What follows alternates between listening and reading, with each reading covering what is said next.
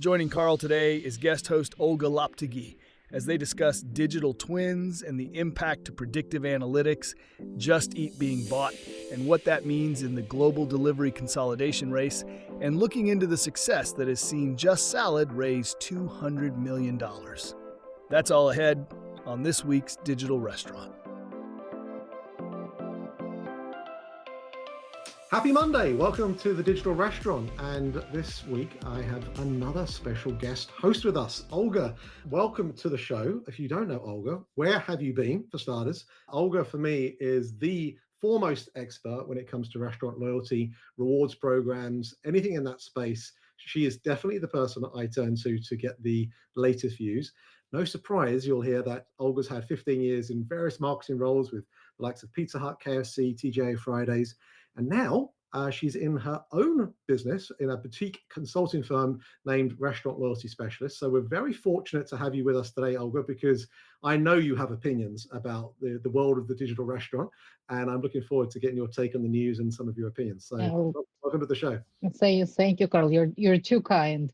You and I spent the week going through a lot of news articles. There was a lot happening. So hopefully we've chosen the best 5 to share with our listener base. And lucky old you have got the first question this week. Just Salad has drawn a $200 million funding round. And I'm a big fan of this company. Tell us about this. Why do you think they've got such a large funding round? And why is this important for everyone to be aware of? I'm actually very, very excited to see Just Salad getting that funding round. I do know the marketing team, and it's an amazing group of people doing really, really cool things. So unfortunately, there is no Just Salad where I am in Austin, Texas. So I've only had a chance to have a meal there once when I was in New York, and it was very, very nice. But I've been watching Just Salad for their marketing and loyalty strategy for a number of years now, because I think they're doing really, really cool stuff. So what I like about their program, a lot of custom technology, and some of it is public, what they're doing, some of it is they're keeping to themselves, but they have an unusual amount of customization in their marketing technology stack for a brand of their size. There's a lot of work they've done to make their app very distinctive, but also very user-friendly. So if you download it, it doesn't look like your standard like completely standard, typical loyalty app that you see with the majority of the restaurants. They've kind of mimicked the flow of their process in the restaurant, in their app, which some brands do as well, but they put their own twist on it. And they're also one of the few brands that actually does a really good job with challenges and gamification. So I think they deserve a big break. The category is pretty crowded, but I'm really excited to see where they're going to go from here. Yeah, I agree. I think, because we need to have more affordable, healthy food options in America. I have a big belief in that. And so I love that part of it. The fact that they make the overall user interface super effective as well. I mean, it's one omni-channel experience. And I think that is something that's super important with any kind of restaurant group that's making strides in this space. And I'd be curious, I don't know whether the article covered much in this, but I doubt it, but I'd be curious as to how much of that 200 million is going to be put into the tech stack as well as into growing new locations, right? Because clearly they are on a journey. They believe in technology and the digital interface, and it'll be exciting to see how it now can be used to greater heights. Yeah, I completely agree, and I'm really curious to see how their differentiation points, such as bringing back your reusable bowls and the whole sustainability element, how is that going to manifest even more in their technology going forward? Because it's one thing to just put those words on the website, and another one to weave them into the customer experience. And being in New York and being in a market that is very technology driven, just by the nature of being very urban, I think they have a huge opportunity with that. So I'd love to see how they stack up against your covers, your sweet greens, and the rest of the guys playing in that same category. I want everybody to win, but I'm very excited that Just Salad gets to play. Especially if they open a location in Austin and Orange County, California. That's what we're asking for, guys. Please do that for us. We'll be a loyal customer for sure. So the next question is about the news coming out of Europe. So Just Eat Takeaway has been just recently purchased by a company called Process. So the consolidation continues in the European market. So what does it mean for us? What does it mean for restaurants in Europe? And what does it mean in terms of global trends? What do you think, Carl? Yeah, it's a fascinating one, right? I put a post out last week on the numbers when it comes to this environment. When you think about Just Eat buying Grubhub for 7.3 billion, when was that, in 2020? And then they sold it recently, of course, to Wonder for 615 million, a 92% loss. And now Prosus is bidding to purchase Just Eat for 4.3 billion, which is a 63% premium on its stock price, but still lower than its 2016 IPO price. And it's an interesting one for me, Olga, quite honestly, because growth without sustainable profitability is dangerous, right? And restaurants and platforms alike clearly are having to continue to prioritize unit economics and not just scale. And scale has definitely been the name of the game when it comes to the marketplace environment. But I think the thing that really blew me away when I read about this is, who is this Prosus, right? I mean, have you met anyone there? I haven't met anyone. Um, I've never heard of those I've people. never heard. I'm not as in touch with the European market. Right. Just it, yes, but Prosus, who they are? I hear you. I mean, they're a tech investor and they've got deep pockets and holdings. So they own iFood, which is in Latin America. They have a good stake in Swiggy in India, Meituan, the huge Chinese giant in this space, and Delivery Hero in Germany. So now with Just Eat, which, as you rightly say, is a Interesting. big European player, that's very much solidifying their kind of European food delivery dominance, right? And so this global trend that's happening, what with Meituan dominating China, you've got Uber Eats and DoorDash fighting for North America. And then you've got Prosus, which is becoming the strongest European player, and especially in some of these emerging markets. It's really interesting that fewer platforms now controlling more markets, therefore perhaps giving them even more power over restaurants and their strategy. Now, I was thinking about this from the angle of, what does this mean for DoorDash, right? Because DoorDash clearly is the big market leader now in the US, but maybe it's starting to face a few global gaps. In Europe, it's got Wolt, but that's got a lot of presence in Scandinavia, Germany, and Eastern Europe. But it still trails Uber Eats and Just Eat in Western Europe, like the UK, France, and Spain. And it's got not really much footprint in Latin America. It's got a few elements in Asia, but not too much. So, maybe there's a potential chink in DoorDash's armor here as you start to see Uber Eats, the Prosus family, and Meituan becoming more globally diversified. Mhm. Meituan, don't forget, in our last episode or 2 episodes ago, I talked about them getting into Saudi Arabia. If North America slows down, where does DoorDash grow, right? And so I think there's some really interesting ways just to see how the global delivery Yeah. marketplace environment's going to change out here. And what does it mean for restaurants? Well, as I say, food delivery power is concentrated into fewer hands. Perhaps expect more pricing and policy changes. Are these companies going to compete for profitability? Or are you going to find restaurants having to adapt in different ways? Either way, the reality of the marketplace environment and the consolidation that's happening means we are in an era of global superpowers now. It's no longer an individual country game. Yeah, I agree. I don't think it's an individual country game anymore. However, there's another trend underneath it as the consolidation happens. Where it all ends up is, well, restaurants end up paying higher fees because there are less players to work with and less competition, and new players come up from underneath. And the number of startups that reach out to me with their pitches, which I absolutely cannot help them with because I have nothing to do with delivery, but the number of startups that reach out to me asking me, well, what do you think about our delivery option? What do you think about our KDS system? What do you think about our solution that they're trying to grow in the background and trying to displace those big players one at a time? Just the sheer quantity, the army of those people trying to get in the game is absolutely fascinating. And I think as the big players try to take bigger and bigger chunks out of the restaurant profit margins, you will see more and more small players fighting for space there. And some of them will eventually displace the big guys. So it'll be interesting to see how all of that develops. Absolutely. All right, well, let's move on to a topic that is close to both of our hearts, the guest experience and where it's heading and the importance of it. Because maybe in link to that last article there, if you have a great guest experience through your own first party channel, you're at least able to compete a little bit more effectively as well. So you took a look at this article. What's your view on where the guest experience is heading, especially from a digital perspective? Yeah, so and the article is linked to the video, right? It's in the footnotes. Yes. Yeah. Yeah, so this article from the QSR magazine, it caught my attention because it talks about the user experience from the UI perspective, and we don't often get a good view of that. We talk about user experience from the in-store perspective. We'll look at their experience with the product, but the UI as a driver of loyalty is not a very common point of consideration. So what I really liked as I was reading through this is it brings all those ideas around how can you actually adapt your UI in the future, probably not quite right now, to optimize the experience of the guest. And by that, I mean not just suggestive recommendations, right? Not just knowing what you purchased before and what you're likely to purchase again. It's also removing irrelevant buttons from visible interface.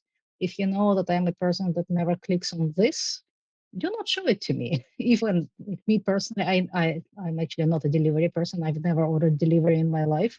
I don't use DoorDash. I like to pick up my food. It would be absolutely wonderful if the UI of the restaurant apps that I use regularly was actually aware of that and was not even popping that in front of me as an option. It's always takeaway for me if I order online. There is no other option. So it's eliminating friction. It's creating more space for merchandising the food. So I think that's maybe not the next step on the evolution of UI, but it's a couple of steps ahead, and it's something that we need to start thinking about.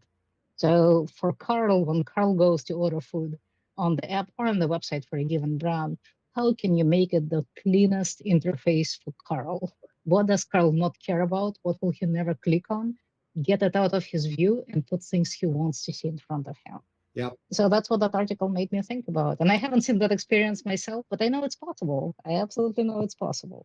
I think it's only a matter of time before we see that as the dominant force. The closest I've seen to it, I've mentioned it on the show in the past, is Taco Bell in their kiosks, where you can select veggie mode, right? And suddenly you've just got a vegetarian only menu. Mm-hmm. Clearly, that is for a customer segment, not a specific customer, but it's a good representation, just showing me the things that are okay that I want to eat. So I think that's going to be, you're going to see more and more of that, especially as we've seen such a proliferation in the kiosk space recently. Yeah, and like one of the examples that I've also given recently is like, for example, for me as a customer, there's McDonald's next door to my house. Sometimes I just get food for my husband. Sometimes I get the food for the family. If I wish my nearby McDonald's was aware of the fact that when I order for 3 people, it's my husband and my kids, and knew what exactly my kids are eating, because I have to customize the damn thing every single time. I still haven't figured out how to save it, or how to save it but be able to use the coupon at the same time. Because every time I add a Happy Meal coupon into my app, all my customizations disappear. I have to do it all over again. Why is that so hard? You know what I order. One doesn't like pickles, another one doesn't like cheese. And I've done it probably 20 times in the last 2 years. Let's get it in the UI. I love that comment. I got a question for you though. So I'm sure you have a Netflix account for the family like I do. You know how you might have Olga's account and you might have your husband's account. Do you think that additional element of a profile, even though it's another step in the user journey in terms of the amount of clicks, do you think that's the type of way in which restaurants are going to be able to solve for this? I haven't done the research on it, but my guess is that it's not about user profiles. It's about asking a question, who are you ordering for? And if I say I'm ordering for the family, that's all they need to know. Now the kids stuff appears. Are you ordering just for yourself? Are you ordering for a party? Having that contextual question that then changes what's happening. I think that's how it's going to work best. Because I don't want to be in a veggie mode when I'm ordering for people that are not veggie eaters. Every now and then that will happen, and having to like, oh my God, how do I turn myself into the normal menu accessible to everybody else? Or once in a lifetime when I actually want to get an alcoholic drink, which doesn't happen very often, don't hide it from me the one time I want it. Hide the dessert. Keep on hiding the dessert. But alcohol, every now and then I want it, right? Yeah, very good. Awesome. All right, well, let's move on.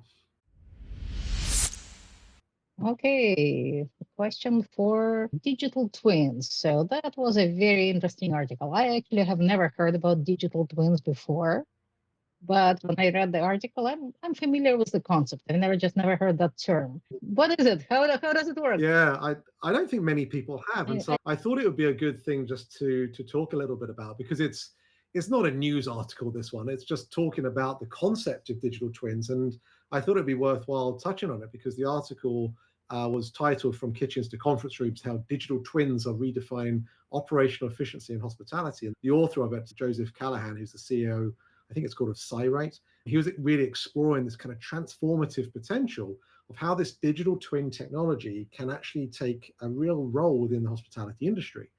And let me explain what they are first, Olga. Digital twins are virtual replicas of physical assets or systems, and they're becoming instrumental in enhancing various operational facets. And I'll touch on a few of them.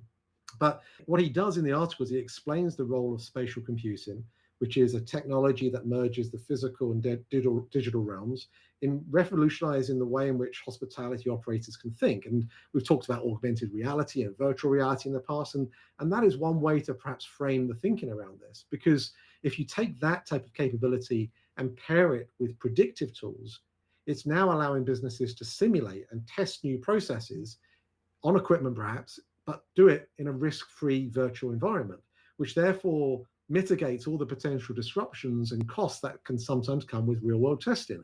You think back to your days in the big chains, right, where you'd put out test concept stores. That takes a lot of effort and time, whereas now there are ways in which these things can be done to try and address some of the ways in which customers and staff will interact with the systems. Back in the day, that made me think of the kitchen layout testing that I experienced back in one of my old jobs, where instead of building a prototype store, we actually, set aside, not me, but the kitchen designers, they basically built like a cardboard model of a kitchen and put a bunch of real employees in there, and we all pretended to make food. That was part of the testing exercise. We pretended to make food in a cardboard kitchen that didn't really have any power. It was all about how you flow around, how do you bump shoulders to people or you don't, Right. how you run one order to the other from different sides of the kitchen. And then you kind of troubleshoot it with humans, especially untrained humans like marketing managers like myself. And you find out, does it really work or not? So my question back to you is it easy enough to build and test in the virtual environment now? Or are you still better off building a cardboard kitchen and running a couple of humans through it for a while? Yeah, it's a really good question, because there's clearly costs attributed to different ways of interpreting this, right? So one particular application of using this might be in the training department, right? So you take a very common experience of digital twins, and that is, how do you train a pilot? Well, you don't put a trainee pilot up in a real plane because people die, right? So that's when you put him into one of the kind of air simulators. Well, if you have that same approach, then what ways could you do that with perhaps training your maintenance teams on how they can solve for a problem like a complex HVAC unit, right? Or maybe certain elements where you can train your GMs through certain activities to support certain maintenance activities themselves. I don't know. The thing I do know is that I don't think we're going to see this in the kitchen anytime soon when it comes to a culinary perspective. No. Texture, taste, smell, all of those kind of things, and the multitask nature of a kitchen. I think the augmented reality world is going to need to catch up quite a bit before that becomes a reality. I'll tell you an area which I do think is interesting, and I suspect there are players out there already deploying it, and that's in the predictive maintenance space.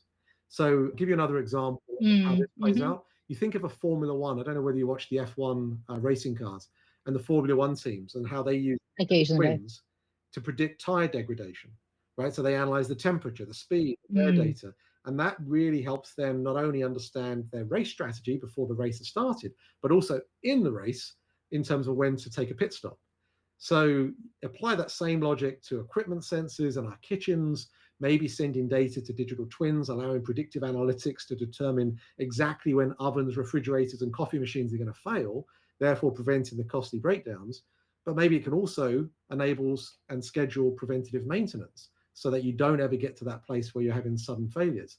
Maybe it also could get to a world where you're helping the finance teams be able to establish, where do I think the best bang for my buck is with regards to capital allocation, when to invest in new particular types of equipment. Does this equipment over here going to have a better kind of outcome than this equipment over there? So that one I think is going to be interesting. And then I think, as you said, it's the whole thing around production of understanding the kitchen model, even understanding the layout of tables, the actual location of stores. All of those things can probably play a role as well. But as you say, it comes down to cost. And I think it's certainly something the bigger chains can make a case for. The individual players probably have to rely upon those off-the-shelf technology companies to support them.